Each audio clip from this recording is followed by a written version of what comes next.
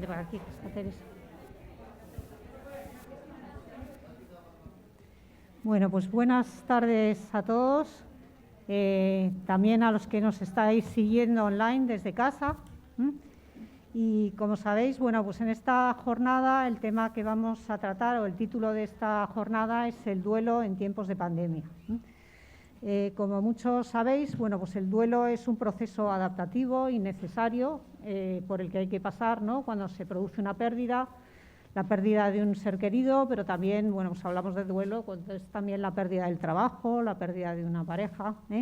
Y el problema, como os decía, es un proceso que es necesario y que es adaptativo, pero en la situación en la que nos encontramos hoy en día de la pandemia, bueno, pues muchas veces pasar por este proceso se está convirtiendo en algo más complicado, ¿no?, porque muchas personas han perdido a lo mejor un ser querido y no han podido despedirse, o no han podido estar con él en los últimos momentos, o incluso pueden sentir culpa por ello o negar la realidad de alguna forma porque no han visto el cadáver, no han podido enterrarle, no han podido acompañarle al cementerio. Entonces, bueno, pues todo esto complica de alguna forma el proceso de duelo.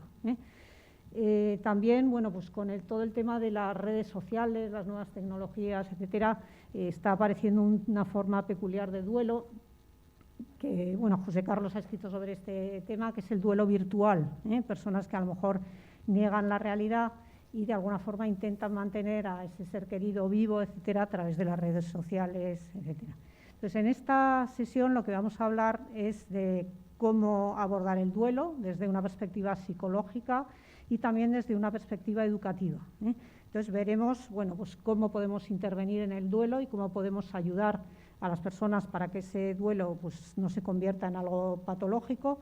Y luego, puesto que en el público también hay muchos alumnos de educación y también sé que nos están siguiendo orientadores y educadores de los centros, también, bueno, pues le hemos pedido a José Carlos que nos hable también del duelo en los niños y de alguna forma de cómo ayudar a los niños en este proceso. Entonces, para hablar de este tema, bueno, pues hoy tenemos un ponente de lujo porque es una de las personas que más sabe y ha trabajado sobre el tema del duelo y al que agradecemos muchísimo que haya aceptado a estar hoy con nosotros.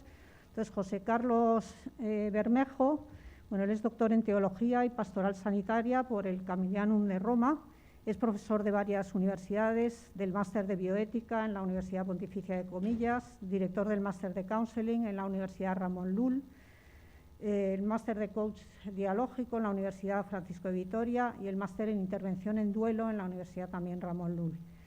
Él es además el director del Centro San Camilo, que está en Tres Cantos, que es un centro asistencial para personas mayores y también de cuidados paliativos y que ha recibido muchísimos premios de excelencia, ¿no?, en los últimos años. Por ejemplo, el Premio a la Excelencia Europea en Asuntos Sociales, el Premio a la Solidaridad del Ayuntamiento, el Premio al Arte de Cuidar, el Premio a la Excelencia en la Dependencia. Entonces, es un centro de referencia en todo lo que es el cuidado de las personas y también de los cuidados paliativos. Y luego es autor de más de 40 libros, algunos de ellos nos los ha traído y los tenéis en la entrada. Los podéis comprar, además, si no tenéis dinero, por Bizum, también nos ha dejado un número para que lo podáis comprar. Y libros como, por ejemplo, Estoy en duelo, Humanizar el cuidado, Duelo digital y coronavirus, La muerte enseña a vivir, Vivir sanamente el duelo, La muerte apropiada, La esperanza en tiempos de coronavirus, que es el último, ¿no?, que decías que habías publicado, Las 5 pulgas del duelo, que luego nos dirás qué es eso de las 5 pulgas, ¿no? Las 5 pulgas del duelo, La empatía terapéutica, Cuentos que sanan, y bueno, pues autor de numerosísimos artículos, conferencias, etcétera, sobre este tema. Entonces, muchas gracias, José Carlos, por haber aceptado venir, y cuando quieras. Bueno, muchas gracias, Teresa, por la presentación. Es un gustazo para mí estar aquí, como en otras universidades y en otros lugares en el mundo de la salud, de la educación, de la intervención social, para hablar de un tema que me apasiona. En el año 1997 puedo decir que fundé, es así, un centro de intervención en duelos complicados y acompañamos como a 800 personas aquí en Madrid al año en duelo complicado, acompañamiento individual y grupos de mutua ayuda, con lo cual desde entonces, yo antes había estudiado, era una asignatura cuando estudiaba en Roma, pero desde entonces pues es un tema sobre los que investigo, escribo y en los que intervengo. Y en este momento digo con mucho orgullo que en España hay 35 centros que se han especializado en intervención en duelo complicado repartidos por diferentes provincias a la sombra de aquel primero que fundamos en el año 1997. O sea, es un tema que me encanta, entre otros, abordar y con mucho cariño he venido pues, a compartir algunas cosas específicas de lo que está pasando y seguirá pasando un poquito más, ¿no?, con ocasión de la pandemia, y otras que son más genéricas. Voy a seguir, porque quiero ser ordenado, voy a seguir más o menos este esquema. Después de una introducción, para los especialistas, pues algunas cosas serán a lo mejor percibidas como generalidades para los especialistas. Para otros, pues será un modo de abrir una ventana e interesarnos. Voy a indicar qué es el duelo, como ya decía Teresa, ¿no?, algunos modelos interpretativos, que ahora tenemos diferentes posibilidades para entrar al abordaje o a la profundización de este tema. Voy a presentar muy brevemente algunos tipos de duelo, que para mí va a ser una oportunidad también para ir sacando claves para la intervención o claves para el acompañamiento. Diré algunas palabras sobre cosas que pasan en este momento en cuanto al duelo digital, qué hacer o a qué acompañar para que el doliente haga su trabajo de adaptación, que decía Teresa, para que no se convierta, si es ya complicado, no se convierta en duelo patológico. ¿Cuáles son esas pulgas del duelo que han dado título? Y es una investigación que hicimos hace unos años. Pulgas o circunstancias o aspectos, factores que aumentan la vulnerabilidad al duelo complicado, al fin y al cabo, y que salen poco en la literatura y los bautizamos así, las pulgas del duelo. Y como me dijiste ayer que había personas interesadas, pues he añadido una diapositiva solamente sobre el duelo y los niños, y si luego podemos hablar o queremos hablar más, pues hablaremos, ¿no? Cito, ahí están sobre la mesa, hemos escrito desde el Centro de Humanización de la Salud, que tiene su sede en Tres Cantos, el Centro San Camilo, hemos escrito unos cuantos libros desde el punto de vista psicológico y otros recursos para comprender la complejidad de este fenómeno.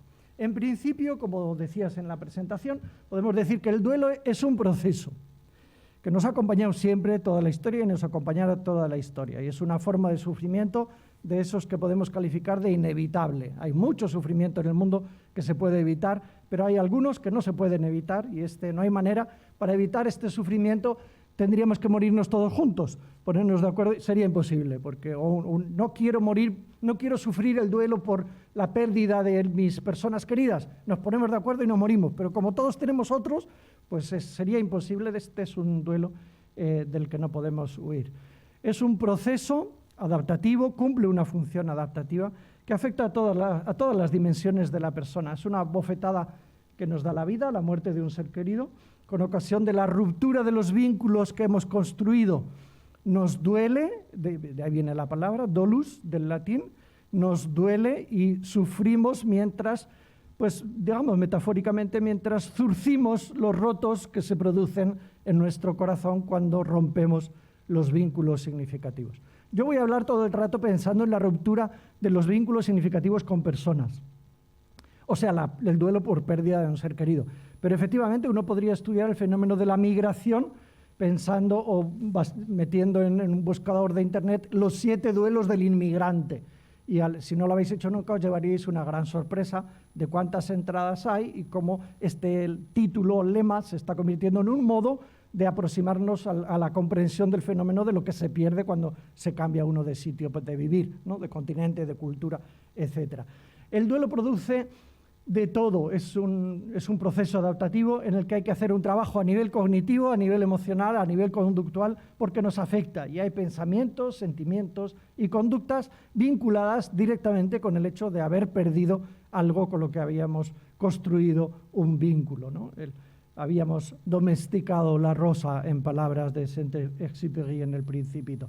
Reclama, el duelo como proceso, reclama lo que hemos dado en llamar en la literatura, y es una expresión que utiliza todo el mundo, la necesidad de hacer el trabajo del duelo o las tareas del duelo. La palabra tareas del duelo es más propia de una entrada del modelo más cognitivo, como vamos a decir a continuación. En principio, este proceso adaptativo cumple una función positiva. Yo tenía padre, no lo tengo, me tengo que adaptar a vivir sin padre.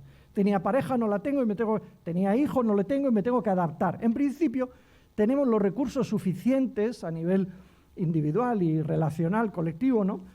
Cognitivos, afectivos, relacionales, espirituales, sociales, materiales, para hacer este proceso de una manera normal. Y en principio no requeriría un tratamiento de un externo, de un especialista o ni siquiera psicofármacos, en principio. Lo cierto es que para algunas personas este proceso adaptativo se complica y entonces esto justifica también que haga falta que personas se especialicen y que haya pues, estos centros a los que me refería de intervención en duelos complicados. Si quisiéramos estudiar, como estamos haciendo ahora en el fondo, ¿no? El duelo, pues tendríamos varias posibilidades desde el punto de vista psicológico, varios modelos interpretativos o varias entradas. Y yo creo que es bueno, sobre todo cuando uno navega sin brújula por Internet, saber en qué foco está leyendo, ¿no? Puede estar leyendo pues, un foco psicoanalista, duelo y melancolía, Freud, ¿no? O Melanie Klein. Podemos encontrar otras entradas, otros modelos más psicosociales. Estos son los nombres de los clásicos que han escrito e investigado en el campo de la psicología. Lindemann, Tizón, Luis Jorge me parece que es el nombre, pero no estoy seguro. Este es un catalán que ha hecho unos estudios muy interesantes sobre posibles vínculos existentes entre duelo y exclusión y marginación. Muy interesante. Y cuando yo le leía esta tesis pues, y la ilustro, me venía a la mente una situación que me encontré una vez en una ONG, en un servicio de acogida. Pues me encontré a una chica que estaba viviendo sus últimos días por enfermedad de SIDA, hace ya unos cuantos años, cuando la enfermedad de SIDA prácticamente para todos era una enfermedad que generaba una situación de terminalidad, ¿no? No como ahora que es una situación de cronicidad y con tratamientos. Pues aquella mujer estaba viviendo en una casa de acogida de Cáritas, su final de vida, y yo me pregunté, ¿y esta mujer por qué no está en su casa, ¿no? Y está aquí. Y pues no estaba en su casa porque, escuchando su historia, la historia era esta. Era una pareja, dos jóvenes, tenían un bebé, y se murió el bebé de muerte súbita. No se le encuentran muertos sin antecedentes ni anuncios en la cunita, ¿no? Empezaron los enfrentamientos entre ellos, fueron tan fuertes y acusaciones, por tu culpa, porque no la has cuidado, porque no sé qué. El varón se marchó, se quedó ella sola, encontró pronto un consuelo en la droga y cómo se consumía entonces, de algunas formas de transmisión del VIH encontraban en consumición de la droga camino privilegiado para la transmisión del virus, se infectó del VIH, enfermó de SIDA, y yo me la encuentro al final, y fijaos, sin un lugar donde caerse muerta, digámoslo así para entendernos, muriendo en una casa de acogida de una ONG, y en el origen, en el fondo, hay un duelo no abordado de manera saludable desde el punto de vista pues, de la ciudadanía y de la psicología y de la intervención y de la salud. Al final, un problema de salud también comunitaria. Bueno, Tizón estudia estos posibles vínculos. Yo quería hacer un estudio, y lo empecé, pero después sucedió lo que ha pasado, ¿no? Sobre posibles vínculos que pueden existir entre duelo y prostitución. Y mi tesis es que existen, y todavía no los he descubierto y no sabría explicarlos, pero una parte del consumo o de las relaciones de la prostitución, estoy convencido, esta es la tesis, que pueden tener que ver con la soledad que genera pues, el duelo de la pérdida de la pareja, ¿no? Y eso está por estudiar todavía. Elizabeth Kubler-Ross es un clásico de los años 70, su primer libro que fue tan famoso, sobre la muerte y los moribundos, esta mujer que estudió en Estados Unidos y describió, fue una de las pioneras, describió pues el proceso de adaptación a las malas noticias, a los diagnósticos fatales y al duelo. Finalmente ella también trabajó con niños enfermos de SIDA, las famosas 5 fases de negación, rabia, pacto, depresión y aceptación. Bueno, estos son los modelos interpretativos, y hay otros más cognitivos orientados al cumplimiento de las tareas, me referiré después a William Borden. Hay otros modelos más sociológicos o socioculturales, como Bowlby o Niemeyer. Bueno, estos son clásicos. Y yo en muchas ocasiones he dicho, pues en estos últimos 20 años se ha escrito sobre duelo más que en toda la historia de la humanidad. Y un compañero que también ha hecho su tesis doctoral sobre duelo me confrontó un día y me prestó un servicio y me dijo, José Carlos, a lo mejor es que no conoces lo que se ha escrito antes. Y entonces, además de estos modelos que son los clásicos que nos encontramos en la literatura actual sobre duelo, habría que reconocer que hace 2000 años pues el poema de Gilgamesh es un poema de duelo ante la muerte del amigo del rey. Y es de una riqueza impresionante. Y Cicerón y Séneca escriben pues entre otros cartas a Lucilio, o sea que si navegáramos en nuestro histórico de cultural y en nuestra sabiduría más, y San Agustín tiene unas páginas preciosas en las confesiones, en el libro quinto de las confesiones, donde describe con una riqueza literaria y de una psicología súper profunda, describe cómo está viviendo el duelo por la muerte de su amigo. Ya había muerto su hijo, Adeodato, y su madre, Mónica, pero es la muerte de su amigo, que en el fondo es un tema tabú, la muerte del amigo, mientras que la muerte de la pareja pues genera viudez y puede dar posibilidad de escribir libros enteros. La muerte del amigo se ha escrito mucho menos y se ha investigado mucho menos que sobre la muerte de vínculos familiares, ¿no? También San Ambrosio pues había escrito, y hay mucha riqueza ahí a la muerte de su hermano, y me ha venido a la mente recientemente, y he empezado a buscar también, que en tiempo a Santa Teresa la llamaban de las familias donde había fallecido, por ejemplo, el varón, para que viviera un poquito, o a las hermanas de Santa Teresa, viviera un poquito dentro de la familia, y la presencia de alguien que representaba simbólicamente la conexión con lo sagrado o la dimensión religiosa, se entendía que podía ser fuente de consuelo. Quiere decir que también hay ahí mucha riqueza, y hace un par de años escribí un libro intentando desmontar, La muerte apropiada, intentando desmontar que todas las personas famosas de las cuales se ha pintado un cuadro sobre cómo han muerto, cómo han vivido al final, hayan muerto de la misma manera. De hecho, hay cuadros que representan situaciones que no se corresponden como la realidad, como murió San Ignacio de Loyola, pues murió solo como la soledad, y se dice en latín cum sola. En una noche que había dicho a su secretario que estoy muy mal, vete a por la bendición del Papa en Roma, y el secretario le dijo que no estás tan grave, pues esa noche se murió más solo que la una, y ahora tenemos cuadros rodeaditos de los seres queridos y los compañeros como si hubiera muerto en esa muerte idílica de rodear el lecho del final a la persona que luego queremos exaltar.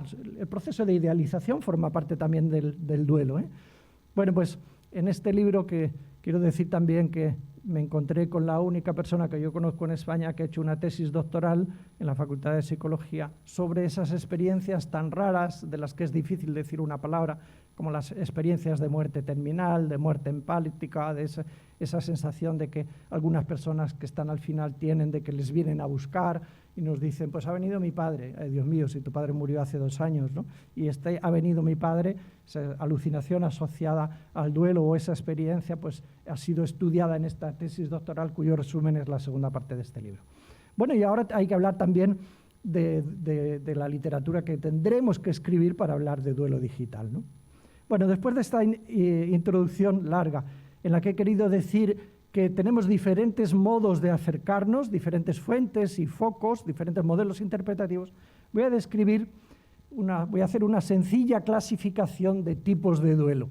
Si uno fuera a un manual de psiquiatría, encontrará páginas enteras o capítulos enteros sobre tipos de duelo, ¿no?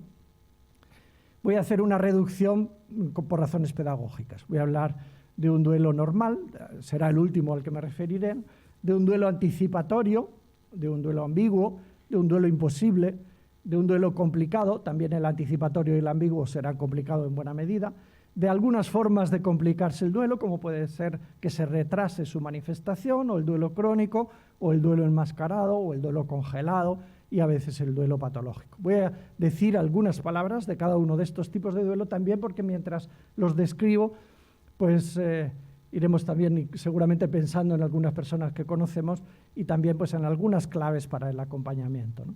El duelo es un proceso que tiene que ver con la pérdida. Podríamos pensar que comienza cuando la pérdida ya se ha producido. Pues si yo estoy en duelo porque se ha muerto mi madre, pues entré en duelo cuando murió. Y no es así. Salvo las situaciones de muerte súbita, inesperada, el duelo es un proceso que comienza antes, y por eso hablamos de un duelo anticipado o anticipatorio. Comienza cuando nos empieza a doler, dolus, cuando nos empezamos a dar cuenta de que nos duele la muerte próxima, ¿no? Entonces el duelo anticipado o anticipatorio lo experimentan los familiares que tienen vínculos significativos, y lo experimentamos también los profesionales que acompañamos. Si una enfermera, un auxiliar, un psicólogo, un trabajador social ha trabajado durante 4 años en un centro donde hay personas institucionalizadas y se muere esta paciente que yo tenía aquí todos los lunes en terapia, había un vínculo significativo, a la ruptura de ese vínculo le corresponde la experiencia del duelo y a la previsión de la ruptura futura pues le corresponde la experiencia del duelo anticipado o anticipatorio. El duelo anticipatorio cumple una función adaptativa. Esto es muy interesante decirlo. Si metafóricamente dijéramos que el duelo es la factura que tenemos que pagar porque se rompe el vínculo, podríamos decir que quien tiene la posibilidad de elaborar el duelo anticipado de alguna manera paga un poquito de la factura antes de que la persona fallezca. Y esto se ve de la siguiente manera. El centro que yo dirijo, en nuestra casa, en nuestro centro, mueren más de 500 personas al año. Y tenemos en la misma estructura un centro de intervención en duelo. Y a las familias que pierden allí un ser querido les escribimos una carta después de que ha fallecido su ser querido, le decimos, si usted quiere, como perdió aquí a su ser querido, venga al centro de escucha y le atendemos, y es un servicio gratuito y por personas especializadas y formadas con su máster en counseling o máster en intervención en duelo. Y lo que constatamos es que muy poquitas personas en duelo que han perdido a su ser querido en nuestro centro en procesos de cuidados paliativos vienen a pedir ayuda cuando están en duelo. Los que vienen son los que no han tenido un duelo anticipado bien acompañado porque ha sido muerte súbita, suicidio, es lo que más complica, una de las cosas que más complica, muerte súbita y en particular el suicidio. Es decir, tenemos aquí ya un gran desafío para el acompañamiento. Cuando nos encontramos a personas que están en duelo anticipado y nos hablan, nos dicen algo, hay que dar rienda suelta a la narración. Y hay personas que nos dirán, estoy pensando dónde enterrar a mi marido si se muere. Y todavía, desgraciadamente, hay otros que les dicen, pero no digas eso, mujer, no digas eso, hombre. Y así aumentan más sentimiento de culpa o de vergüenza del que ya tenían por hablar de cuando se muera, sintiendo, porque es una experiencia universal, sintiendo que al hablar de cuando se muera, pues parece como que le estoy matando, ¿no? Bueno, cuando alguien habla de lo que piensa, de lo que siente, o de lo que hace, o de lo que quiere hacer, antes de que su ser querido muera, hay que darle rienda suelta a la narración, porque eso cumple una función adaptativa y disminuye la vulnerabilidad a que el duelo se complique post-mortem, ¿no? Y es muy frecuente que se piense con culpa en el duelo anticipado sobre los post-mortem, ¿no?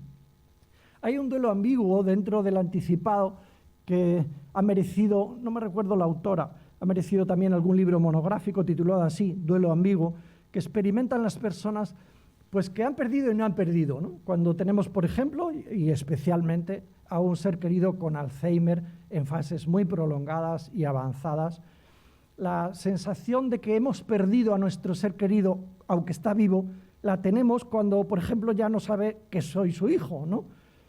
Había una película titulada, ¿cómo era? La de la nieta.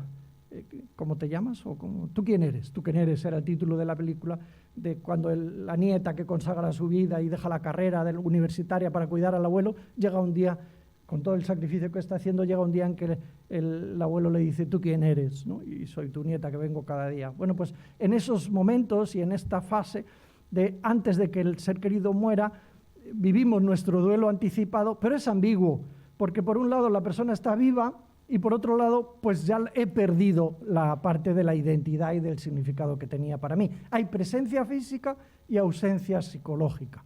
Una experiencia pues contraria a lo que pasa cuando las parejas se separan, que también es una experiencia de duelo, que hay ausencia física pero presencia psicológica. Y recuerdo, y esto lo hace pues un duelo ambiguo. Esta autora que en el libro titulado Duelo ambiguo dice que el duelo ambiguo por Alzheimer está siendo escasamente considerado. Que damos por supuesto, bueno, pues a este hombre, a esta mujer tiene a su padre con Alzheimer, pues ya se sabe, ya le ha tenido bastantes años, la mayor parte son muy mayores, ¿no? Y bueno, pues ahora pues lo va perdiendo poco a poco, como si fuéramos poco conscientes de la complejidad que hay en el dolor de esta situación tan ambigua, que será ambigua también cuando la persona fallezca. Porque yo tenía a mi madre, tenía Alzheimer, ya la había perdido en el fondo, pero cuando fallezca y el médico firme, pues qué ambigüedad, porque estaba viva, pero si ya había muerto en buena medida, y ahora es realmente cuando ha muerto, y me duele de una manera nueva, diferente y ambigua también, porque buena parte ya se había perdido. Más ambiguo es lo que sucede cuando una persona no sabe si su ser querido está vivo o muerto. Yo he tenido la fortuna de trabajar, de hacer cosas en Colombia con la Embajada de Estados Unidos, donde Estados Unidos tiene 1.600 trabajadores en la Embajada de Colombia y muchos de ellos están trabajando en centros de atención a víctimas por la cantidad de muertos a causa de la guerrilla y maltratados y secuestrados. Me acuerdo una vez que me encontré con una mujer cuyo marido había sido secuestrado hacía 11 años y del que no tenía prueba de vida ninguna. Y la hija de ambos tenía 13 años. Quiere decir, cuando la niña tenía 2 años, secuestrarán a papá y al marido, ¿no? Y esta mujer con la que conversé bastante en el hotel donde se celebraba aquel congreso, pues me decía, ¿yo qué tengo que hacer?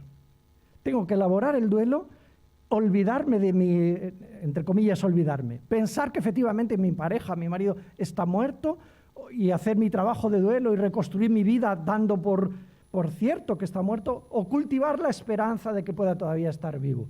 Y si está vivo y algún día vuelve, será mi marido, como el que era hace 11 años, será el papá de la niña que tenía solo 2 años cuando le secuestraron. Este es un duelo imposible. Si alguien sabe qué decir a esta mujer, pues no, yo no sé qué hay que decir a esta mujer para que haga un duelo. Son duelos más que ambiguos, son duelos saludables, ¿no?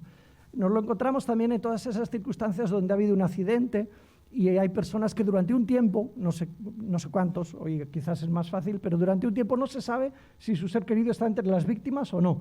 A mí me pasó cuando yo tenía 14 años, se murió mi hermano, que tenía 4 años más que yo, de repente se ahogó mientras se bañaba en el río, se resbaló en mi pueblo, y bueno, llamaron desde mi pueblo y me dijeron por teléfono, no había móviles por entonces, que ya soy mayor, y me dijeron, di a un compañero tuyo que se ponga. Se puso un compañero y le dijeron que un hermano mío se había muerto, que fuera a casa. Yo estaba a 300 kilómetros. Y entonces alguien cogió un coche y costó medio día llegar a casa, ¿no? Y no teníamos móviles en aquella circunstancia que ahora sería de otra manera, pero en el fondo sigue existiendo. No supe quién era el hermano, yo tenía 7 hermanos, el hermano que estaba muerto hasta que no vi el cadáver en mi casa. Durante todo ese tiempo la situación era súper ambigua, como sucede también ahora cuando hay un accidente, una catástrofe, hasta que no tienes evidencia o información certera. De ahí que los psicólogos que se especializan en intervención en crisis y otros pues, profesionales pues, tengan que darle tanta importancia a la comunicación veraz, segura, ¿no? Y a sujetar la incertidumbre mientras hay incertidumbre, sobre todo para evitar daños mayores. Bueno, dentro del duelo anticipado, aunque brevemente quiero citar algunas situaciones que tienen nombre curioso, por ejemplo ¿no? Duelo anticipado todavía, como es el síndrome del hijo de Bilbao.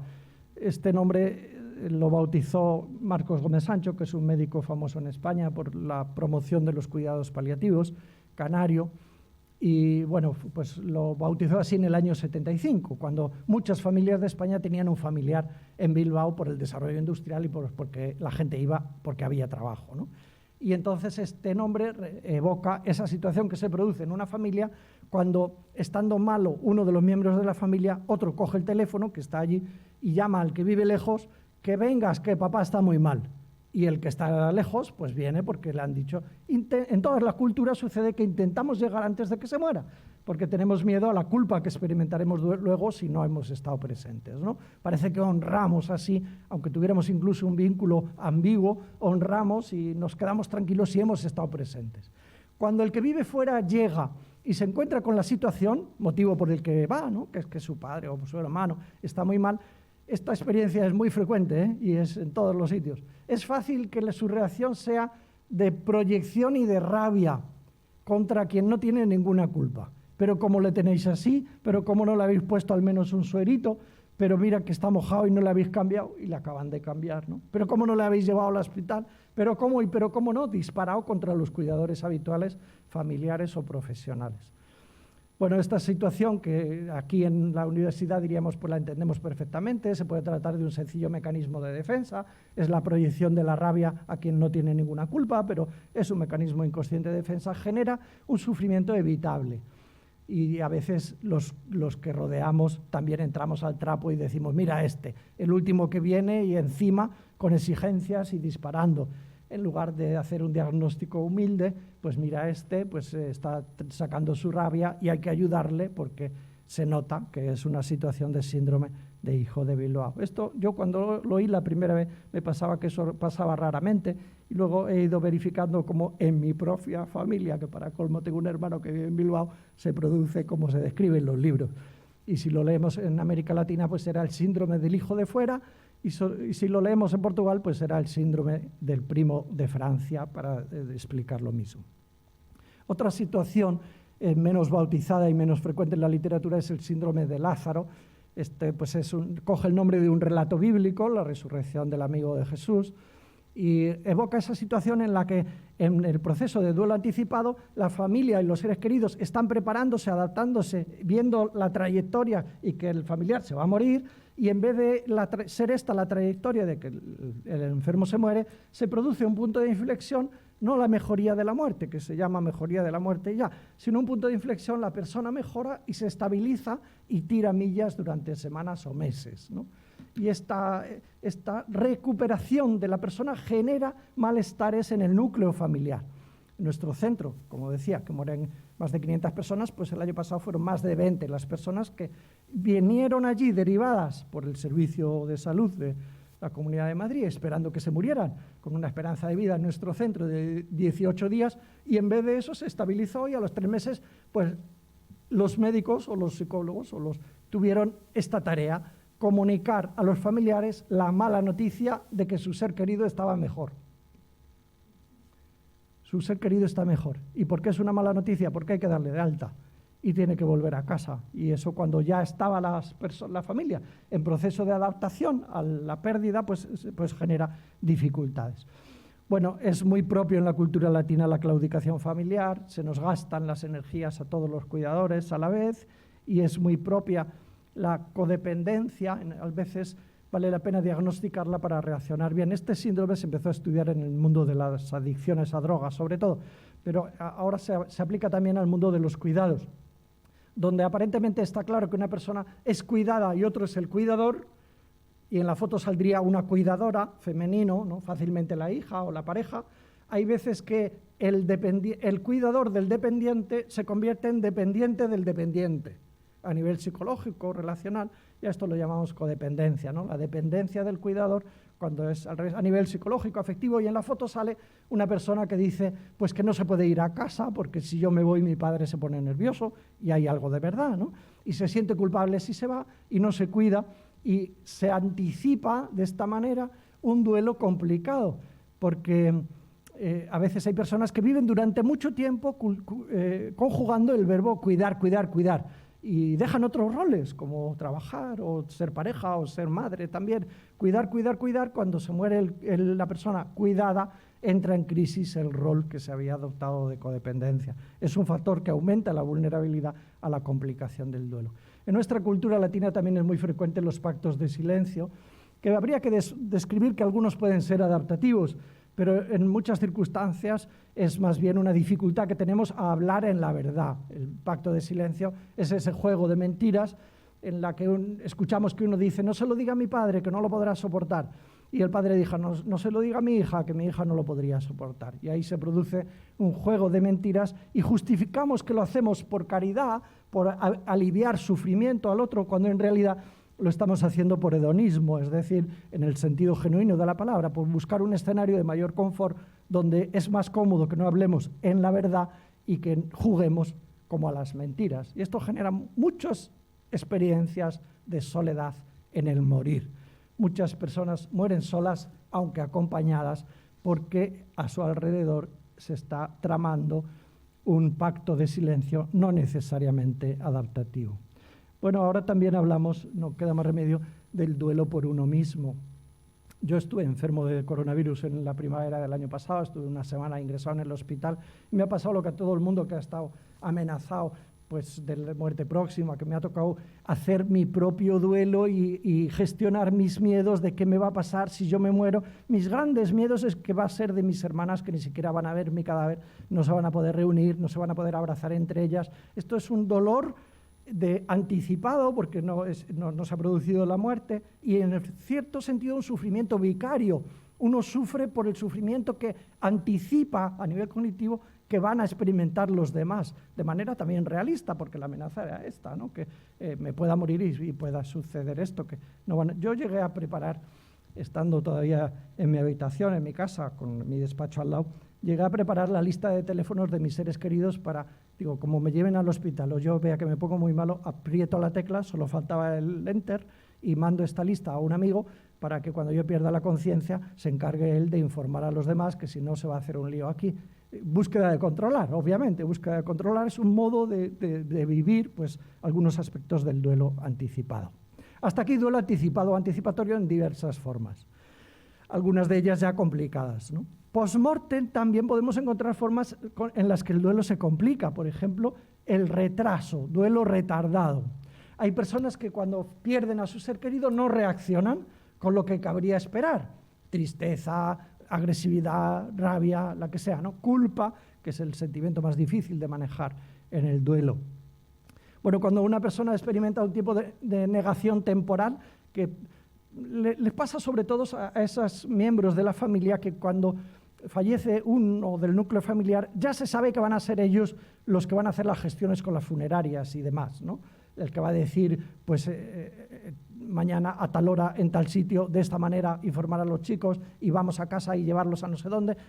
El que hace todas estas gestiones es el más vulnerable normalmente al duelo retardado, porque dedica mucha atención a lo que hay que hacer, al hacer. Escucha menos al corazón y un tiempo después, qué sé yo, si semanas o meses, el corazón le dirá que era tu padre y todavía no te has enterado, y se producirá pues una manifestación que desgraciadamente a veces encontrará juicio por fuera, ¿no? Mira este o mira esta. No lloró cuando se murió su pareja y ahora está hundido en la miseria. En lugar de haber un radar más saludable, mira este, es ahora cuando parece que necesita pues algún tipo de acompañamiento, atención o intervención especial en el duelo. Hay personas que no consiguen enterrar, entre comillas, no hacen las tareas, el trabajo del duelo, y les podemos meter en este cajón de duelo crónico.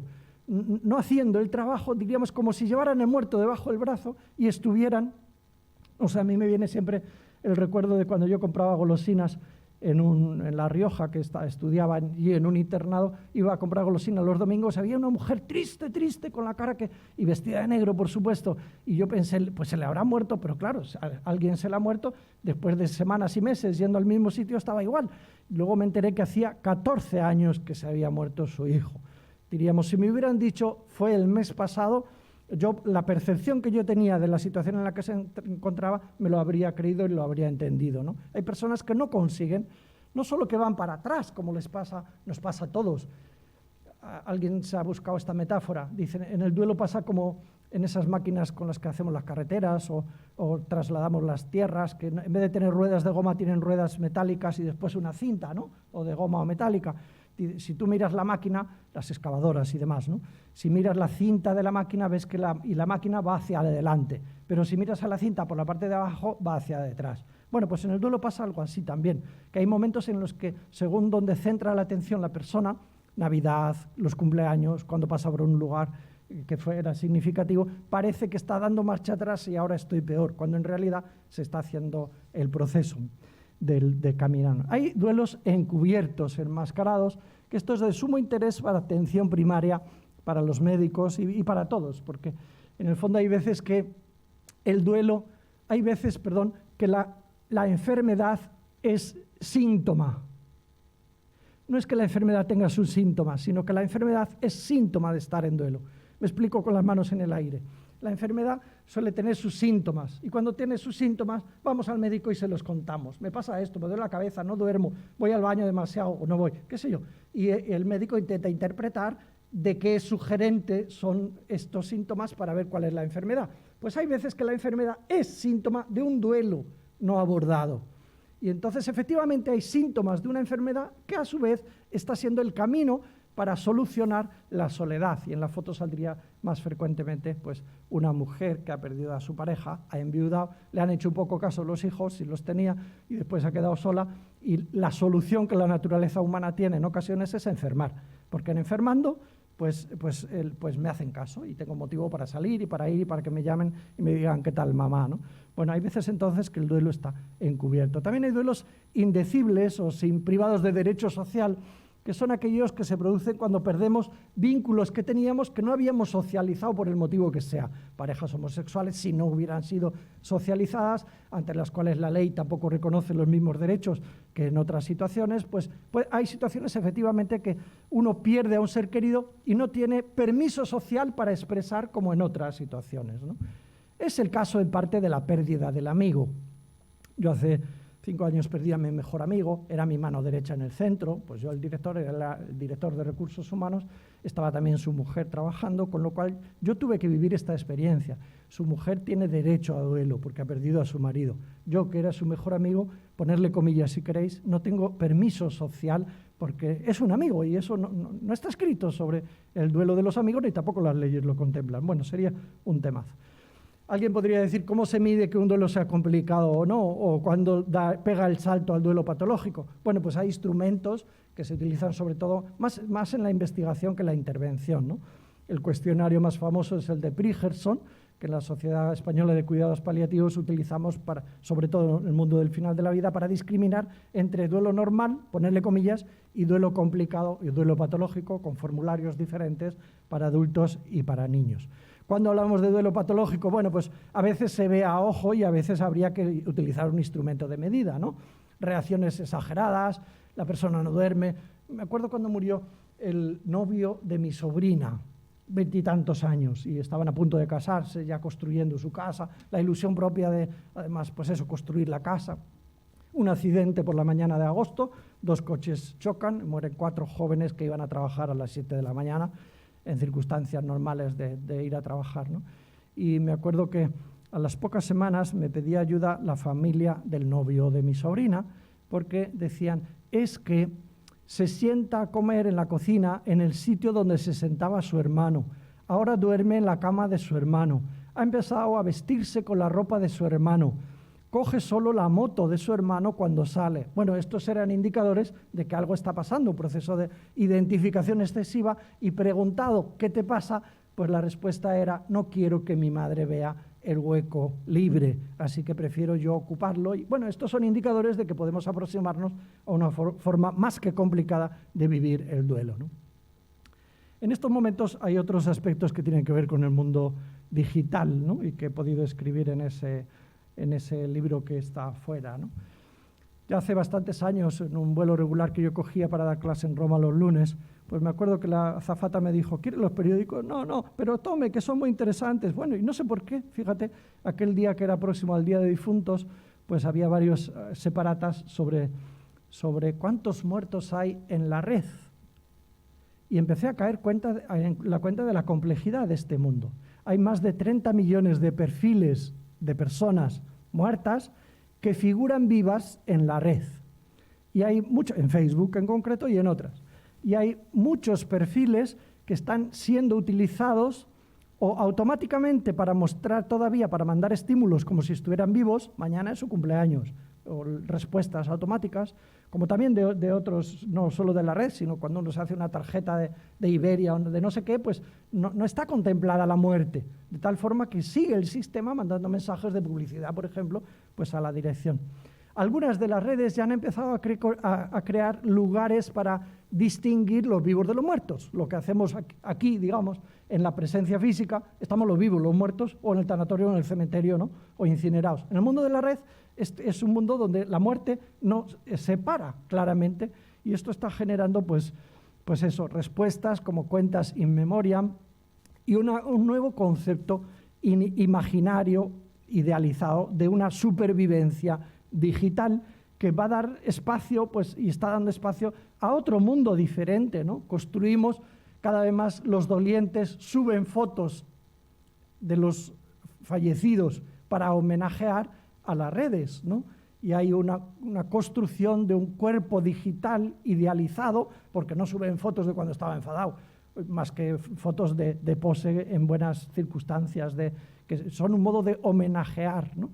Bueno, esto está generando también cosas, algunas que son más raras, como hay voluntarios, fotógrafos voluntarios que se ofrecen a hacer fotos de los bebés nacidos muertos o prematuros para entregar a los familiares como recuerdo. Hacemos una foto al bebé que acaba de fallecer, que ha muerto en el parto o ha nacido muerto, y entonces que la familia lo pueda conservar.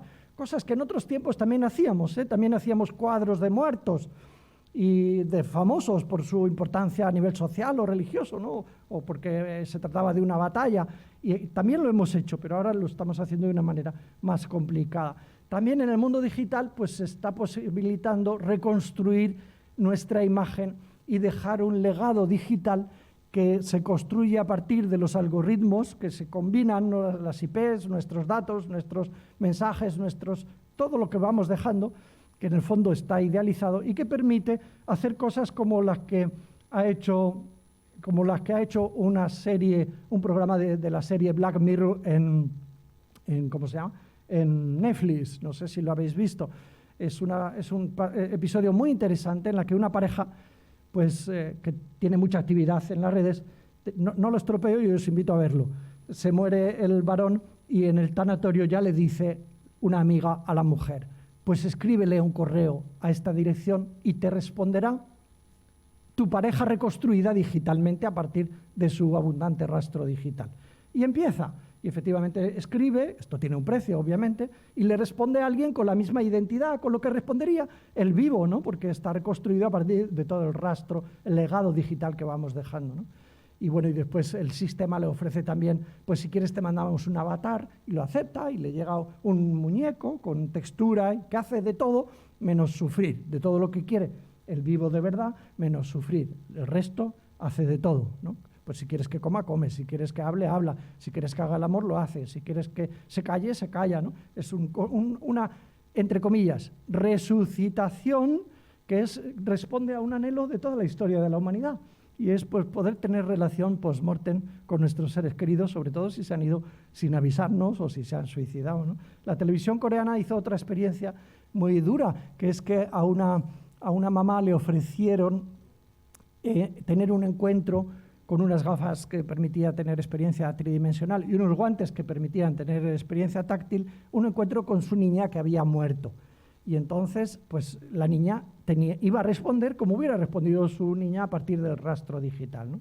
Y se trataba de un experimento sobre el que hoy nos preguntamos en el capítulo Ética y Duelo, sobre lo que hay muy poquito escrito, ¿no? Hasta dónde esto ayuda. Y no faltan voces en España que dicen que esto es bueno porque es lo mismo que antes era ver el álbum de fotos, ¿no? Y no faltan otras voces que esto es un negocio y se aprovecha de la fragilidad y de la vulnerabilidad de la persona en duelo y que esto no ayuda a hacer las tareas del duelo. Bueno, en algunos cementerios y algunas empresas fúnebres también venden el servicio de poner un código QR en las lápidas o en los columbarios para, en práctica, hacer como pues, lo que la frase bíblica podría querer decir. Se muere el amigo de Jesús y a Jesús se lo dicen y va y dice, Lázaro, sal fuera. Bueno, pues hoy diríamos, vas al cementerio, escaneas el código QR y dices, sal fuera. Y tienes al muerto en tu móvil con lo que haya grabado o lo que haya preparado él o lo que le hayan preparado los seres queridos. Es decir, un paseo por el cementerio podría ser un paseo de encuentro con los dispositivos móviles para reencontrarse vivos porque resucitados digitalmente. Son cosas que están pasando, como también, aunque me salté la diapositiva, pues la posibilidad de retransmitir en directo los ritos fúnebres y las selfies en los funerales, ¿no? Yo ya he estado en un funeral en Brasil, donde casualmente estando allí dando unos cursos, pues se murió uno de mis compañeros y el funeral fue retransmitido en directo. Y bueno, pues uno puede decir, pues qué buen servicio para los que no pueden venir, sobre todo si es alguien que tiene personas lejos o muchas y demás. Y luego me he dado cuenta de que cuando cumplió un año, yo lo busqué en la red y lo encontré y lo volví a ver. Y creo que no me hizo daño ver otra vez el funeral de mi compañero en el que yo estaba presente, ¿no? Pero me hizo pensar también, ¿y qué habrá sido de su madre? ¿Cuántas veces habrá podido ver la madre de mi compañero el funeral de su hijo? ¿Y esto le habrá hecho bien o no le habrá hecho bien que esté circulando por la red? Bueno, pues son cuestiones abiertas, creo que no cerradas del todo, ¿no? Y que, bueno, pues también durante la pandemia, algunas en concreto, que nos han impedido hacer la fase de duelo anticipado y adaptativo de acompañar, la fase ritual. Los ritos humanizan. Digamos, la historia de la humanidad comenzó cuando algunos seres humanos empezaron a enterrar a los semejantes de una manera diferente y nacen los cementerios, ¿no? Y ahí nace pues el homo consciente de la muerte y dolido por la ruptura de los vínculos con las personas a las que ama, ¿no? Nada más cruel que no poder enterrar a un ser querido, ¿eh? O que dudar de si el ser querido estaba en ese cajón o no. Para colmo, todo lo que somos capaces de construir con la imaginación a partir de que haya un error en algún sitio, ¿no? En este sentido, un error de que efectivamente allí no estaba y después se haya tenido información de eso. Hemos estado condenados a convertir nuestras casas, y todavía en parte, en tanatorios, ¿no? Y los tanatorios han sido digitales. Y también los ritos. Yo mismo hice un rito digital. Cuando murió el padre de mi compañera, grabé un rito y se lo mandé. Y lo utilizaron, dijeron, al menos podemos reunirnos escuchando todos esta grabación, porque de lo contrario es que no hay nada. Y sin ritos, la sabiduría popular también dice, mira fulanito, ha muerto como un perro. Es decir, es una deshumanización, la ausencia de ritos cualesquiera que sean, laicos o creyentes, religiosos o del tipo que sea. Bueno, unas palabras más y abrimos el diálogo. Podríamos decir, ¿y qué hay que hacer para que el duelo no se complique o no se patologice? ¿Cuál es el trabajo del duelo? ¿En qué consiste? ¿O en qué consiste acompañar a alguien? En la tradición también saldrían buenas tesis doctorales si investigáramos lo que significó en otros tiempos la consolatio, el arte de consolar. Se dice que una de las aportaciones del cristianismo haya sido, en parte, un cierto cambio de modelo de consolar ante la muerte de los seres queridos. La filosofía griega tendía a consolar por la vía de la argumentación. Todos los hombres son mortales. Tu madre es mortal, todas las personas son mortales. Tu madre es persona, tu madre es mortal. Y esto te tiene que consolar, que es un razonamiento de pura lógica filosófica, de sentido común, ¿no? Se dice que el cristianismo haya añadido una consideración mayor de la importancia del mundo subjetivo, emocional, no solo la capacidad de razonar para acompañar a hacer el trabajo del duelo.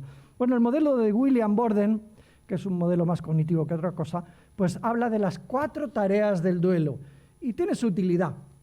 A mí me parece que es muy útil, y tanto es así que he querido y ha entregado a la editorial Desclée un libro titulado Las 7 tareas para completar espirituales, para añadir otro foco que no es tan psicológico, sino desde otra dimensión.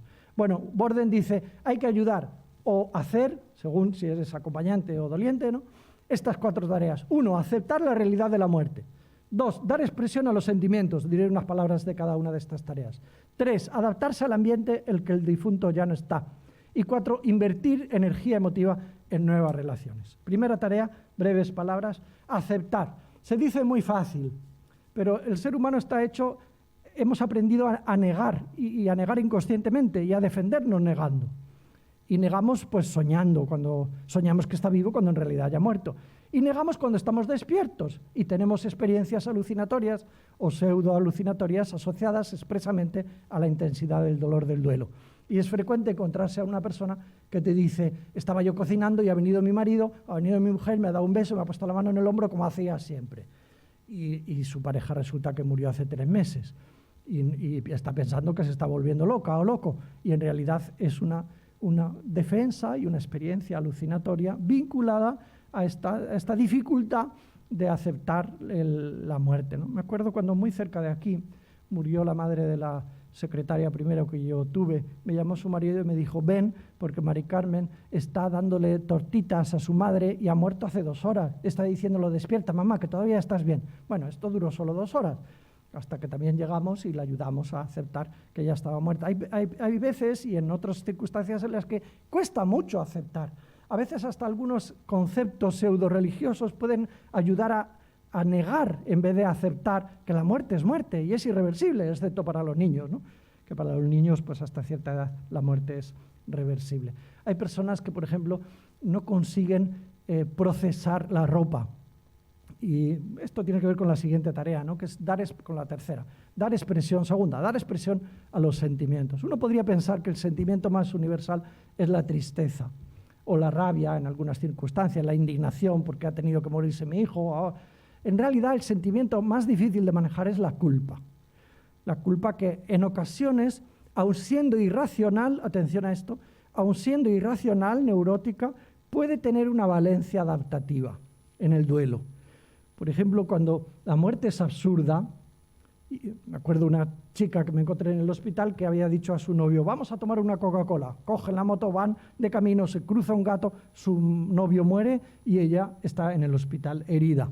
¿Por qué ha muerto mi novio? Por mi culpa, porque si yo no lo hubiera dicho, vamos a tomar, mi novio no habría muerto.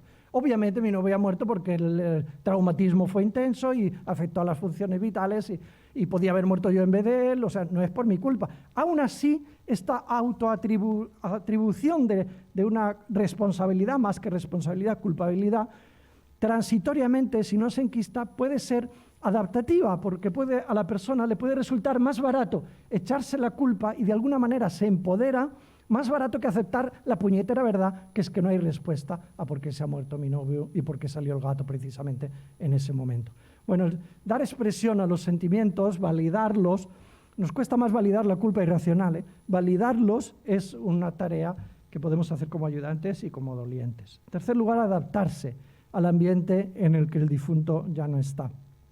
Hay cosas que hacer, hay personas que les cuesta mucho y siguen cocinando y siguen poniendo el plato para el que está muerto.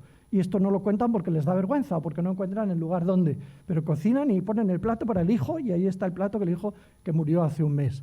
Hay personas, me acuerdo una vez dando una conferencia en Zamora, que se me acercaron 5 mujeres a la salida, son datos, 5 mujeres a la salida que querían decirme todas algo después de escuchar hablar sobre duelo y las 5 me dijeron lo mismo con vergüenza, esperando que no les oyera nadie.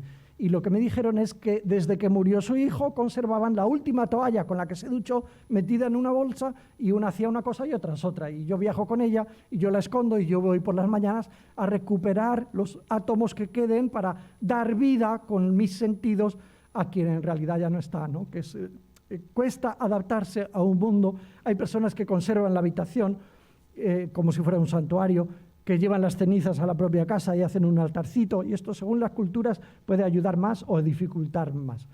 Hay personas que tienen la casa de los padres del pueblo y no han hecho nada, y esto se ha convertido pues, en una tarea, en algo pendiente que dificulta el trabajo del duelo. Y cuarta tarea, pues invertir energía, según el modelo de William Borden, en nuevas relaciones.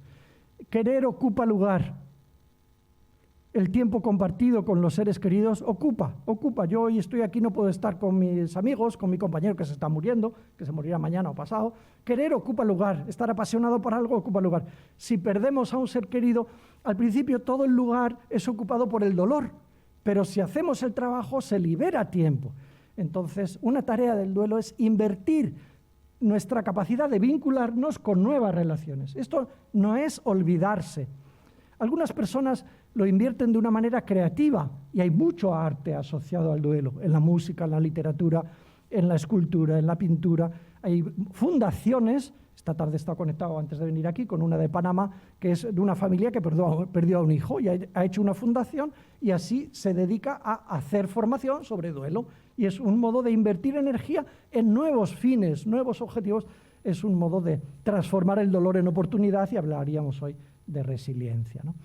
Bueno, pues escribí este libro, termino y si hay curiosidades, pues en las preguntas, ¿no? Descubrimos que además de lo que dice la literatura estándar sobre los factores que aumentan la vulnerabilidad, el duelo complicado, pues con sorpresa descubrimos que la gente en el cuestionario que hicimos nos dijo que lo que más complica el duelo son las herencias. Y a mí me parecía que era la culpa, que es lo que dicen los libros, y la culpa ocupaba el segundo lugar. Ocupaba el primer lugar para los que acompañan a otros en duelo.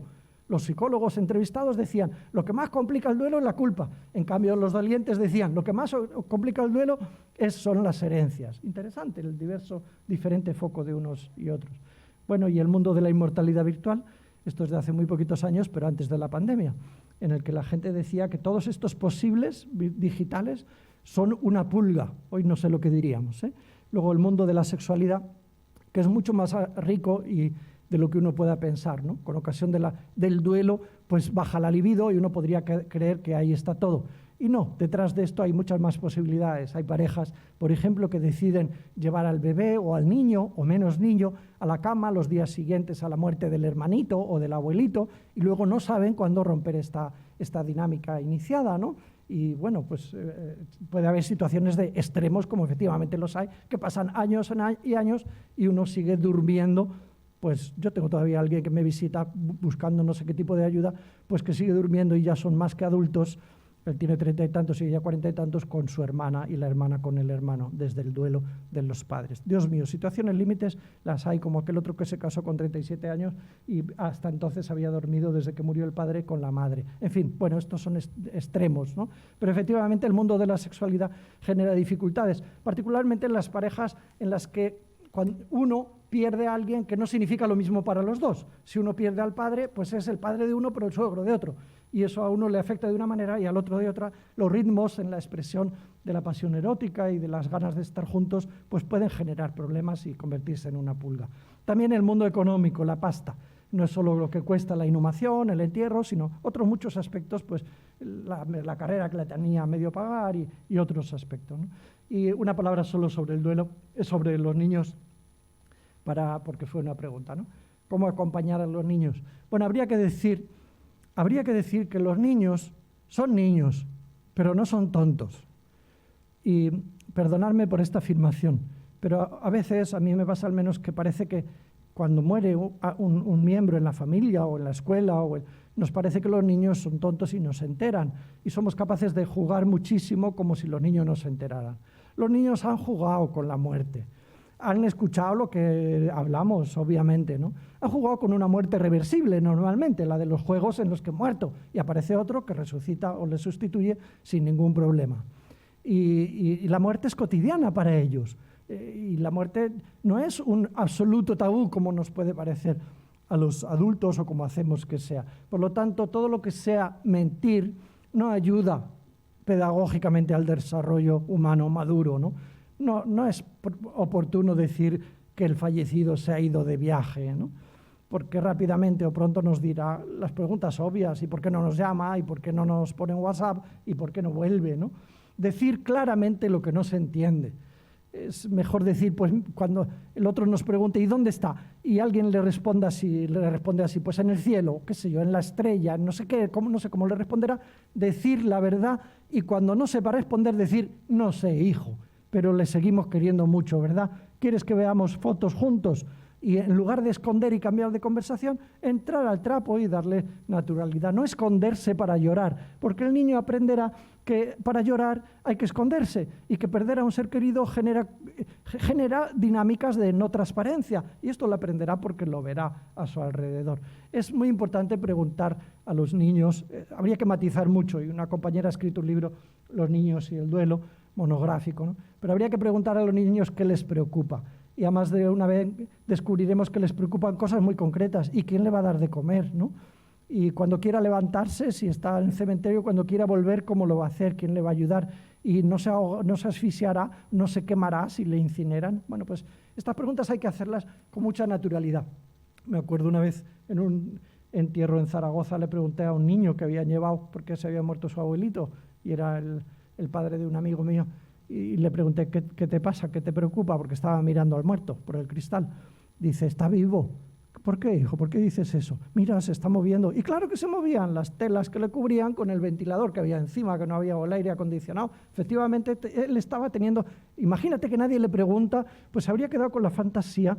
Y es más duro lo que puede generar la fantasía que lo que genera la verdad.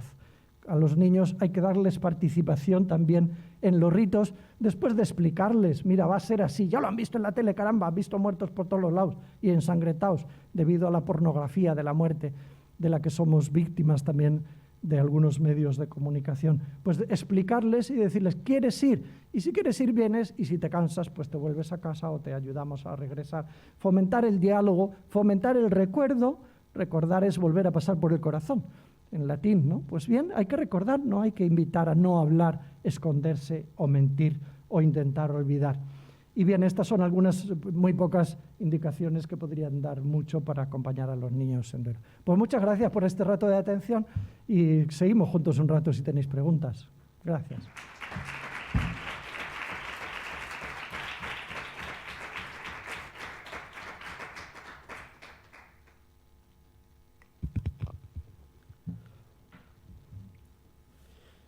Bien, Muchísimas gracias. Vamos a empezar una serie de preguntas. Hay preguntas que vienen desde el chat, porque hay bastantes personas que están conectadas. Y también habrá alguna pregunta de aquí, de esta sala. Tendríais que levantar la mano, como os comenté. Por ejemplo, podríamos empezar con una pregunta que hace Isabel desde Galicia. Y dice, ¿qué papel tienen los medios de comunicación en el duelo y cómo afectan?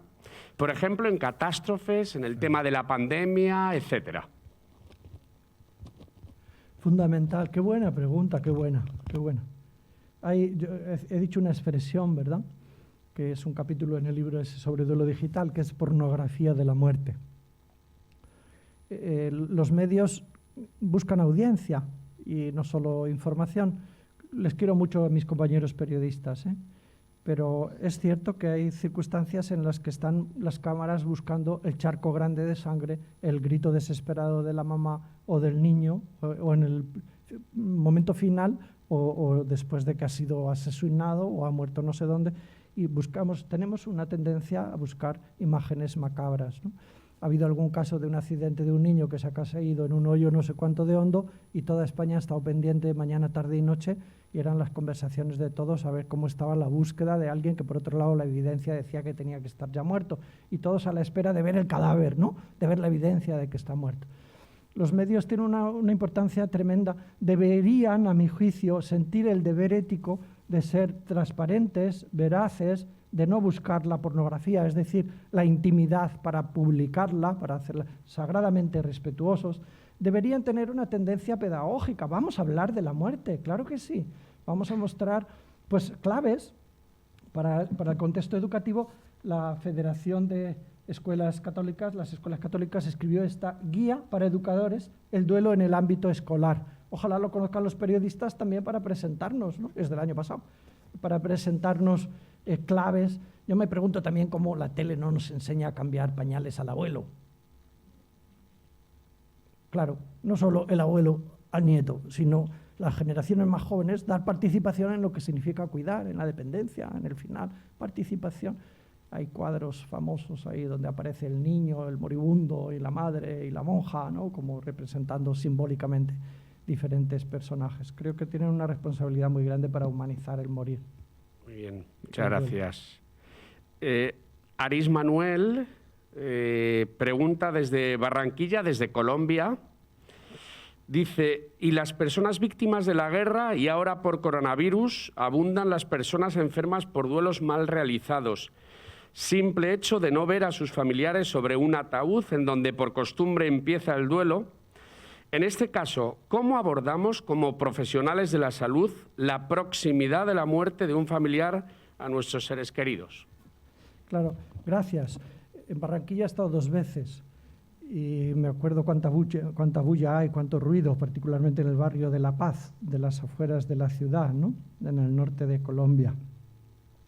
Claro, la pregunta es cómo acompañar en el duelo anticipado en estas circunstancias.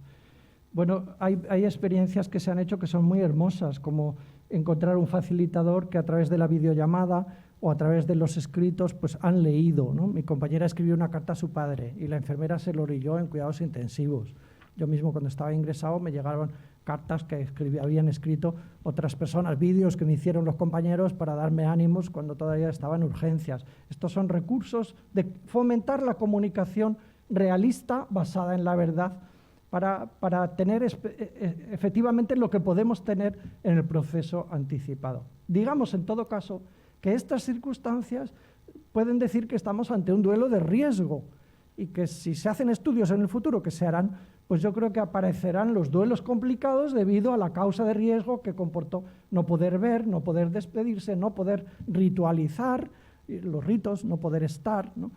Y por lo tanto creo que tenemos que dar respuestas para abordar estos duelos complicados en la que sigue, ¿no? En las instituciones, en la universidad, los centros de escucha, la iglesia, los medios, tendrán que dar respuestas para salir al paso de más personas vulnerables por esta causa que es un duelo de riesgo, obviamente. No me imagino si mis hermanas me hubieran tenido que se hubieran enterado, no me lo imagino, ¿no? Hombre, hay otras cosas que decir. ¿Qué hacemos viendo la tele los enfermos o los familiares de alguien que está grave cuando todo está hablando permanentemente en cualquier canal? Pues quizás eso es un acto masoquista. Igual toca suministrarse, dosificarse por salud mental y por no entrar en una... Yo a mi compañero de habitación, al primero, que se habrá muerto porque estaba realmente muy malito y se lo llevaron a cuidados intensivos, le dije, igual no tenemos que ver la tele, ¿no? Porque solo vemos ataúdes y gente con respiradores. Ya tenemos bastante con respirar nosotros. Y apagamos la tele, no volvimos a encender nunca. Es decir, hay criterios también saludables que pueden ayudar a uno mismo a elaborar su duelo por sí mismo, además de a los familiares. Algunas pistas para el duelo en tiempos de pandemia las escribí también en varios medios de comunicación, varios periódicos, y es un capítulo de un libro porque daría, ¿no?, para conectarse efectivamente, dejar mensajes, construir pues álbumes de fotos, conectarse de alguna manera y transmitirse los afectos, porque el símbolo universal de la esperanza es el ancla. No sé si alguna vez lo habíais pensado o caído en la cuenta. ¿Cómo darnos esperanza, consolarnos al fin y al cabo unos a otros? Pues siendo para unos para otros anclas o lugares donde apoyar el ancla, es decir, teniendo conexiones que nos den algún tipo de firmeza afectiva, saber que no estamos solos o comunicacional. Entonces, si no podemos abrazarnos, que es lo mejor que podemos hacer los seres humanos en duelo, y llevarnos los mocos y las lágrimas mezcladas en nuestro hombro, cuando no podemos hacer eso, pues habrá que inventar el abrazo virtual, utilizar los medios para transmitirnos el afecto, que es lo que más poder tiene para abordar sanamente el duelo, ¿no? Bueno, están llegando muchas preguntas, otra más. Esta viene desde Madrid y Ciar dice: ¿hay alguna diferencia entre el duelo en el que el fallecido ha sido enterrado o incinerado? Ya que culturalmente quizá estamos mejor preparados para el entierro, teniendo el cementerio como lugar donde honrar al fallecido. Bueno, en México nos llegamos por el 90% de incineración. Antes de la pandemia nos llegamos en España por el 60% de incineración y el resto inhumación, enterramiento o en nicho o en sepultura, ¿no? En España tenemos menos tradición que en otros países de incinerar. En otros países y en otras culturas tienen todavía tradición de enterrar dentro del ámbito cerca de la casa, ¿no? Al lado de la casita, en la aldea, allí se entierra el abuelo y allí está, y es una forma de honrar y de dar presencia al espíritu, o como quieras decir, según las interpretaciones culturales y tradicionales. Yo creo que la diferencia viene entre incinerar y enterrar, la diferencia viene en lo que se haga después, particularmente con las cenizas, si hay incineración.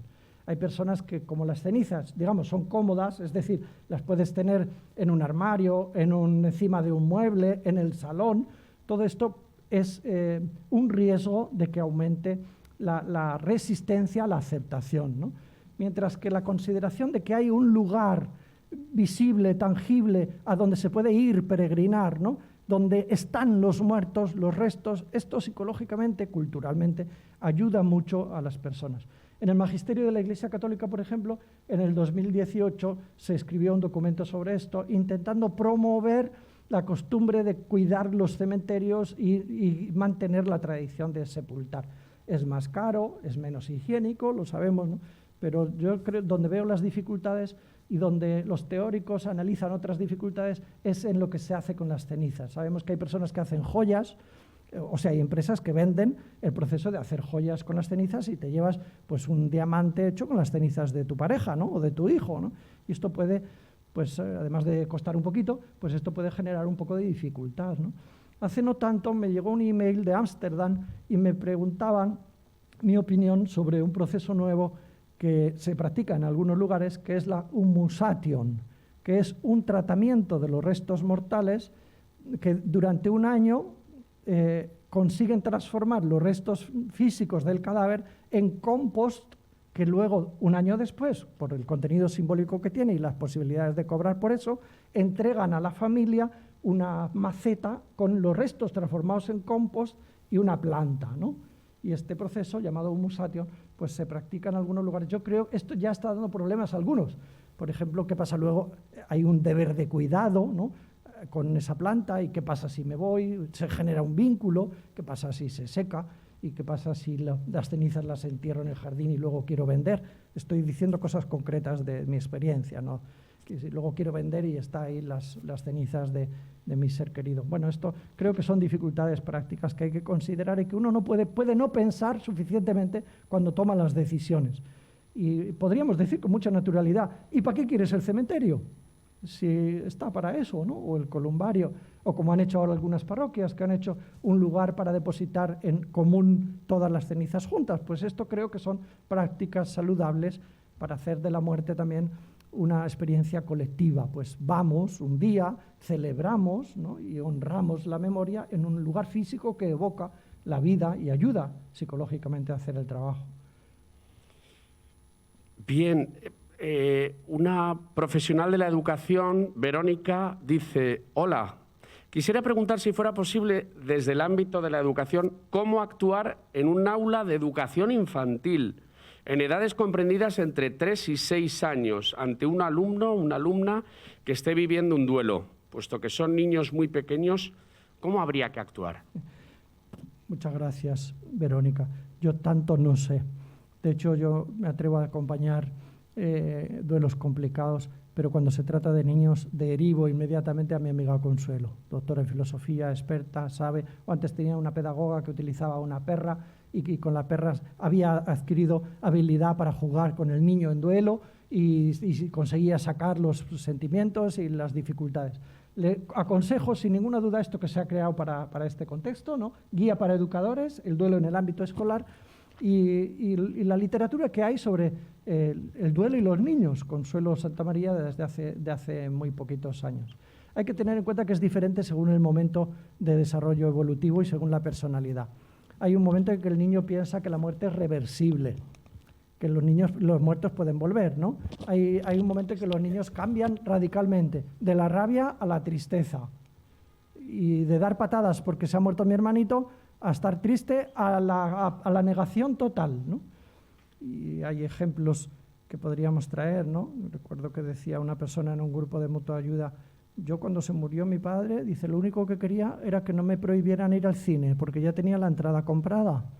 Y fíjate, ¿no? Pues claro, pues fíjate, dice, pues no tiene conciencia, no expresará la tristeza, ya la expresará después, ¿no?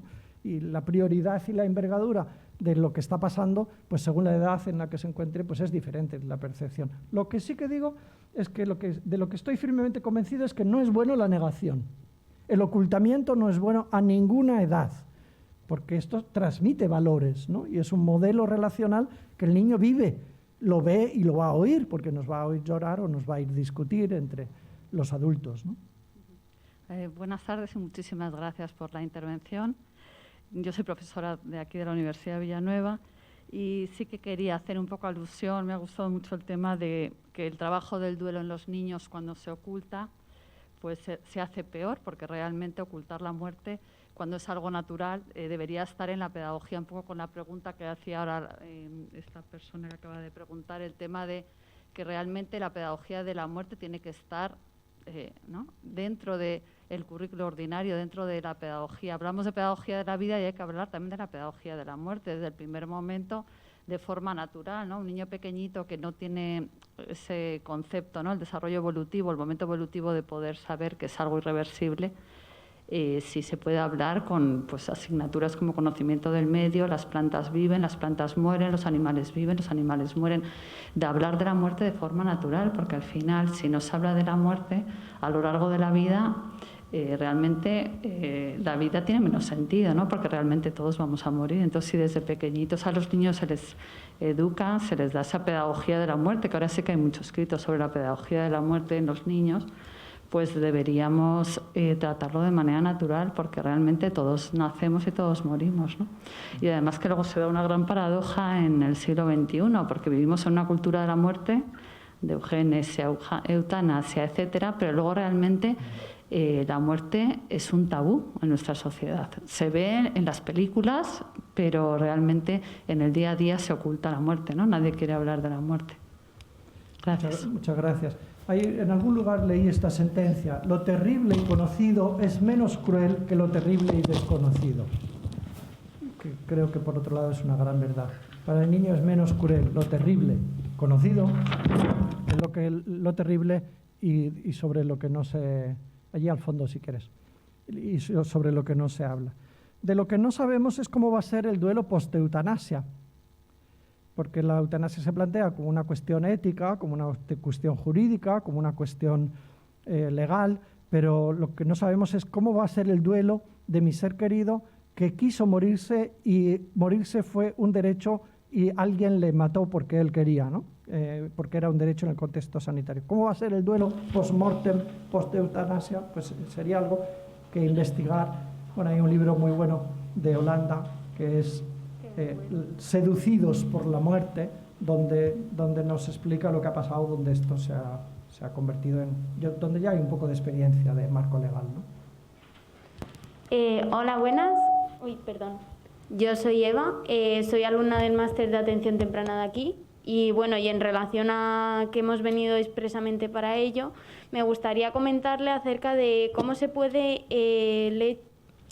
trasladar el hecho del duelo dentro de un niño que pueda estar hospitalizado o que pueda pasar largas jornadas en relación a una enfermedad o alguna necesidad o dificultad psicológica de salud mental que pueda tener en esta situación, bueno, en este contexto más bien. Y muchas gracias. Sí, gracias a ti, Eva. Claro, por ejemplo, fíjate, la unidad de cuidados paliativos del Niño Jesús, ¿no? Del Hospital Niño Jesús de Madrid, que es la única unidad de cuidados paliativos que hay en Madrid, porque es suficiente, me parece, y donde trabajan también. Ahí tienen que gestionar la proximidad de la muerte con los niños permanentemente. Ese es su trabajo, ¿no? Cuando yo me encuentro con el jefe de servicio, que hacemos cosas juntos, pues lo que sí que sé es que es muy duro trabajar ahí, por la muerte con los niños. No es menos duro trabajar con los papás y con los hermanitos si los hay, ¿no? Y que el camino, desde luego, no es no hablar. Los niños que se van a morir son niños. Perdonad que lo diga de nuevo, pero no son tontos y ya ven que morirse es un proceso de acumulación de pérdidas y ya ven que ayer corrían y hoy no corren, que ayer tenían hambre y hoy no tienen, que ayer tenían color en la piel y hoy están amarillos, ya lo están viendo, ¿no? Y que viene a verme porque se han organizado los amigos del colegio que nunca me dijeron nada desde que me enfermé y que pintan aquí, pues ya lo notan, que vienen porque quieren hacer una cosa especial de despedida. Por lo tanto, al niño hay que darle oportunidad de que exprese. Lo que no podremos nunca, y esto es un duelo jodido, iba a decir, de la gente, es devolver al ser querido o impedir la muerte, ¿no? Y he escrito un capítulito recientemente sobre esto, que es el duelo del experto en duelo, que consiste en que yo no te puedo devolver la vida o prolongar la vida, no te puedo devolver a tu hijo si se suicidó, si se murió, no te lo puedo devolver. Y esto es un duelo para mí también, una pérdida. Me gustaría que el tratamiento te permitiese recuperar algo que no te puedo dar, ¿no? No digamos ya cuando los terapeutas pierden a sus clientes porque se suicidan y han sido clientes propios, ¿no? Yo tuve a un cliente y el cliente ahora va y se suicida y deja de ser mi cliente, obviamente, pero claro, es un duelo también para mí, no solo porque pierda un cliente, sino porque pierdo y tengo que gestionar el fracaso de haberle perdido. En fin, tendríamos que invitar al jefe de servicio de paliativos es un mundo muy específico, también habría que segmentar por edades, ¿verdad?, para acompañar en este drama. Lo que sí que sé que podemos decir es que no jugar con las mentiras. La mentira, decía un autor, y lo comparto, nunca puede ser piadosa. Lo piadoso tiene que ser la verdad, dicha, gestionada, hablada, y decir la verdad no significa comunicar siempre el diagnóstico fatal y el pronóstico infausto. Se trata de hablar en verdad, más que decir la verdad. Porque a veces parece, y las películas lo muestran algunas, ¿no?, que hace usted diciéndole al paciente, a este paciente concreto, tiene usted un carcinoma pancreático con afectación portal. Así arranca una película. ¿Mande? ¿Qué me ha dicho? Pues eso no es decir la verdad, ¿no? Hablar en verdad pues se traduce en preguntas muy chiquititas, ¿no? ¿Qué pensabas anoche que no dormiste, ¿no? ¿Qué te está preocupando, ¿no? ¿Hay algo que me quieres decir, ¿no? A este compañero mío que se está muriendo y será hoy, mañana, pasado, en fin, seguro. Pues le he preguntado varias veces, ¿no? ¿Hay algo que te queda por decirme, ¿no? Y nos ha dicho cosas. El otro día alrededor de su cama nos echó un discurso mientras celebrábamos la unción. Pero aparte, yo también le he vuelto a pedir, ¿no? ¿Hay algo que todavía te inquieta, que quieras decirme? ¿Pensabas algo en concreto anoche que no dormías? Estas oportunidades, estoy hablando de adultos, pero lo estoy pensando en los niños en los que me has preguntado, ¿no? Estas oportunidades creo que permiten acompañar desde la verdad, ¿no? Y hablar en verdad, que es distinto de entregar la verdad, ¿no? A Freud le dieron el diagnóstico de su tumor y respondió: ¿quién os ha dado permiso para matarme?, ¿no? Diciéndome la verdad de esta manera. O sea, el tema de la verdad en la relación profesional, pues el desafío más grande es hablar de manera transparente de lo que al otro le preocupe. Y a veces nos llevaremos sorpresas, ¿eh? Al niño le puede preocupar algo y ¿cómo está preocupado por esto si se está muriendo? Pues mira, eso es lo que le preocupa ahora o con lo que se está defendiendo hoy de la realidad que le viene encima. Y si con eso se defiende y no hay repercusión sobre terceros, pues a esa entramos, ¿no? A atravesar el día de hoy. Muy bien, pues antes han sido mencionados los profesionales de la comunicación, ahora otra vez desde Galicia, pero los profesionales de las leyes. ¿Qué le puede decir la psicología a estos profesionales? Dice: el derecho al olvido que cada persona puede ejercer desaparece cuando muere. ¿Su familia tiene derecho a continuar esos perfiles? ¿Es sano psicológicamente hablando? Gracias. Este es un capítulo del libro también, que es el tema del testamento digital o el legado digital. Los notarios están avanzando sobre estas cuestiones, ¿no? De quién son las propiedades, de quién es mi página web que tiene un cierto tráfico, ¿no? Donde tengo mis cosas, josecarlosbermejo.es, de quién es si yo me muero. ¿Lo hereda mi familia? ¿Lo puede heredar? ¿O tengo derecho a que desaparezca? Bueno, el ideal sería, hay un poco de confusión todavía, ¿eh? El ideal sería que hiciéramos nuestro testamento, es decir, ¿qué quiero que se haga? Uno puede querer eliminar el rastro digital hasta donde sea posible, en aquello que haya dependido de mí, porque otras cosas han sido robadas y utilizadas y ya dependen de otros, ¿no? O uno puede querer que con ello se haga una especie de cementerio digital, ¿no? Una cuenta in memoriam, donde la gente entre sabiendo que estoy muerto y que yo quería que eso se mantuviese todavía. Yo tengo cantidad de conferencias, charlas, vídeos ahí, en fin, lo que debo hacer, he hecho mi testamento vital, pero no he hecho mi testamento digital y lo que tengo que hacer es hacerlo. Y las leyes tienen que velar porque se respeten, en este caso, los derechos de los individuos que, como el resto de las propiedades, se heredan, porque también hay, por ejemplo, dineros en este mundo, ¿no? Uno puede tener hasta dinero digital, ¿no? Pues, ¿cómo se llama? El PayPal ni siquiera es claro, y quién sabe si no es una cuenta en un banco ni hay una firma y lo tengo yo solo aquí con mi dirección y mi clave y mi rostro, ¿no? Todo eso es heredable.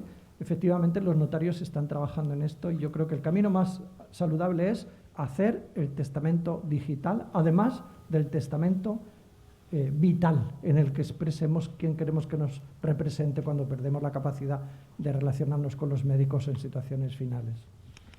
Bien, son muchísimas las preguntas que están llegando desde el chat y también hay alguna mano levantada en la sala, pero ya hemos superado, aunque no lo parezca, porque hemos estado encantados, el tiempo. Y vamos a hacer una última pregunta. Ahora es Paula, desde Madrid. Decía: yo quería preguntar que como profesional, ¿cómo se debe actuar ante situaciones como la que se ha comentado de duelos imposibles, como no saber si la persona está viva o muerta? ¿Cómo debemos actuar ante esta incertidumbre? Justamente la respuesta es: no se puede dar una respuesta, porque es que es muy duro convivir con la incertidumbre, lo estamos experimentando particularmente en esta situación, ¿no? Pero no toca más que vivir la incertidumbre. No podemos aferrarnos a una idea que no sea veraz, que es está vivo y vamos a confiar que está vivo. Si no lo sabemos, o está muerto y hazte la idea de que está muerto. ¿Y qué hago? Cultivo en mí, por ejemplo, las ganas de construir otro vínculo, otra pareja, ¿no? Pues si no sé, es un duelo imposible y lo que toca es pues acompañarlo para que no se convierta en mortal. Pero vivir con esta incertidumbre no se lo deseamos a nadie, ¿verdad? Diríamos, si ya es difícil el duelo por suicidio, o me ha tocado escuchar el duelo de personas que han sido asesinadas, descuartizadas, violadas, asesinadas, descuartizadas, tiradas al río, ¿no? Y a personas que lo han experimentado, lo han visto, y era su primo, su hermano. Si ya es difícil eso por todo lo que tiene del impacto tan grande en la persona, ¿no? El resultado final es está muerto, pero en todo caso, si ya es difícil eso, este es un duelo, había que llamarle así, imposible. Entonces, ¿cómo actuar? Toca acompañar. ¿A qué? A vivir con la incertidumbre, que es, salvadas todas las distancias, lo que nos ha pasado, salvadas todas las distancias. Pero nos ha tocado y nos está tocando vivir la incertidumbre. Dame alguna seguridad, pues no la hay. Os cuento que en nuestro centro estamos todos vacunados, residentes, pacientes, trabajadores, y tenemos la 4ª ola con 9 enfermos de personas con 2 dosis y con 1 dosis. ¿Y esto qué nos da? Otra vez incertidumbre, otra vez sin visitas. Y bueno, pues queríamos agarrarnos a la confianza de que estuviera vivo, de que esto no iba a pasarnos más, pues date por condenado a vivir con la incertidumbre, ¿no? La persona que ya no vive así, es una muerte en vida, ya lo creo. Por eso es tan cruel, ¿no? Secuestrar a una persona y no informar a su mujer, a su madre de que está viva o muerta, es tan cruel. Y hay un capítulo también en el próximo libro que publicaré sobre duelo y violencia, ¿no? Como a los que perdemos por violencia, asesinatos, y hay que hacer un trabajo de homenaje con el recuerdo, pero también de atribución al asesino del peso del duelo, no solo a los familiares, sino de que el asesino debe vivir el dolor por haber generado muerte, ¿no? Y esto hará bien a la sociedad para que no cunda la idea de la impunidad y de que matar pues deja al asesino sin dolor, ¿no? Solo a la familia en un duelo cruel.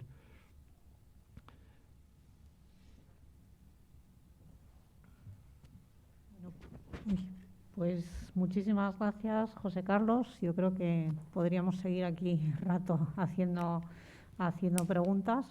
Y bueno, pues muchísimas gracias por haber venido y yo creo que ha sido muy interesante para todos y esperamos volver a tenerte en otra ocasión. Muy bien. Muchas gracias. Muchas gracias.